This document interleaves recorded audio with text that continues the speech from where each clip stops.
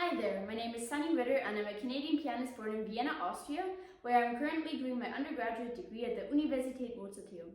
I'm very excited to be rejoining Sinfonia Toronto this spring for Beethoven's Piano Concerto No. 3.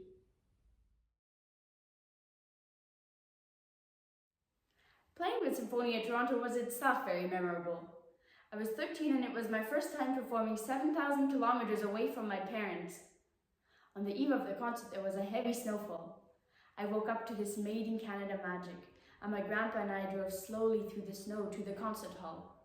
It was freezing outside, but that night the music sparked and glowed, and within the smiling half moon of Sinfonia Toronto, I was in that sweet spot, where you don't want things to be any different from what they are.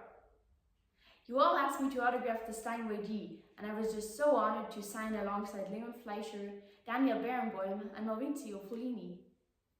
And after the concert, I had such a great reunion with the Bukowskis, my Toronto teachers, and some of their students. I hadn't seen them since COVID times, so it was very special.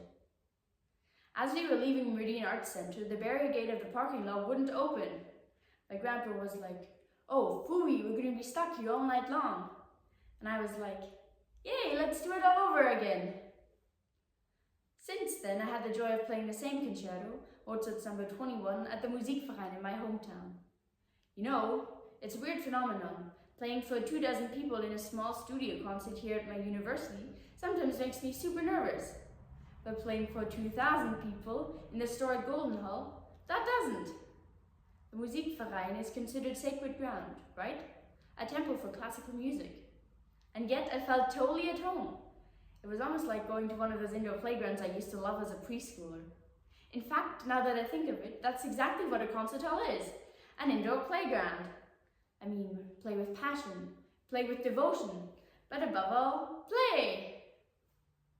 Something hilarious happened after the concert. So by that time I had composed my own cadenza for the first movement of the concerto. The orchestra members loved it, and a couple of them asked me who it was by.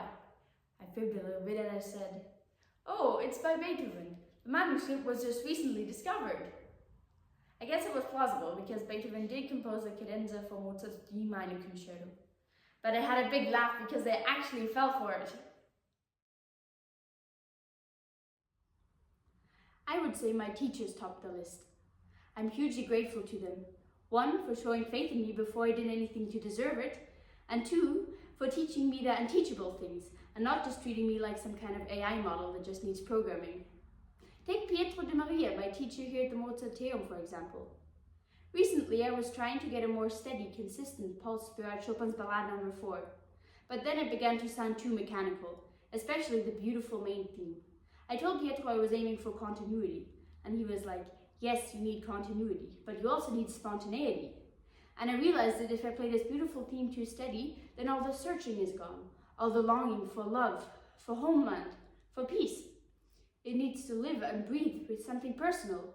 We need rubato, not rubato. Pietro likes to quote something by Beethoven. When Beethoven had to note the metronome marking for one of his songs, he wrote, "It's 100 according to Milze, but this can only apply to the first bars, for sentiment also has its own pulse which cannot quite be expressed by such a mere number." What is a day off? A day of university is high school. A day of high school is practicing. A day of practicing is university. And a day of all three of those things means I have a concert. So yes, I guess I'd say that's my ideal day off. After a growth spurt, I suddenly have more power. And power is a dangerous thing if you're not careful how you use it. So it's back to basics for me. Here's a heavy hint. The word piano comes from pianoforte, right? It's all in the name. I'm aiming for a forte that's warm and enfolding, and never harsh. Once my teacher was like, "Look, it's only forte, not fortissimo, and only Beethoven's temperament, not yours." That sure woke me up. I have to refine and recalibrate this new power of mine. My touch has to touch people. As for piano or pianissimo, it can't be passive or limp. In a way, pianissimo needs to be even more active and intentional than forte, just like peace needs to be stronger than war.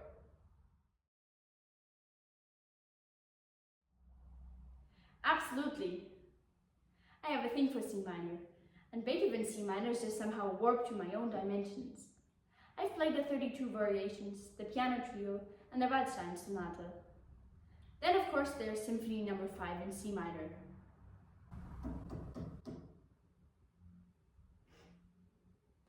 Right now I need music that is heroic, so this concerto is perfect. Strictly speaking, it predates his heroic middle period. The first sketches date back to 1796, but there's a famous story about the premiere in 1803. Beethoven's page turner that night recounts his panic at not knowing when to turn, because the pages were either blank or full of illegible hieroglyphics. This suggests that the concerto was still unfinished at that time. What's more, it wasn't published until 1804, so after the Heiligenstadt Testament, after he realized he was going deaf. Regardless of dates, the C minor piano concerto plugs us into Beethoven's undefeatable spirit. The opening is full of foreboding. Throughout the first movement, there's this drumbeat motif that threatens again and again. It's very freaky when it returns after the cadenza in the timpani. This was actually the first idea Beethoven jotted down about the concerto, kettle drum after the cadenza. So the whole concerto grows out of this chilling drumbeat motif. If the audience starts shifting in their seats at this point, then we'll know we did it justice. The second movement, the Largo, is in E major, which is like so remote you can't even get a cell phone signal. But who cares? It's so beautiful, you don't want to be anywhere else. I'm looking forward to some exquisite shared moments with the orchestra. The third movement is not your usual Ciprirondo. Right from the start, it's fierce and defiant, full of Chutzpah. Beethoven wrote that he would seize fate by the throat.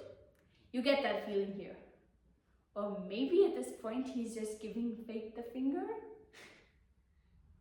The real stroke of genius comes at the end with a shift to C major. The concerto that started so dark and doomy now gives way to pure jubilation. Deafness is closing in on him, but he's like, silence won't have the last word. I will. And here's the music to show for it.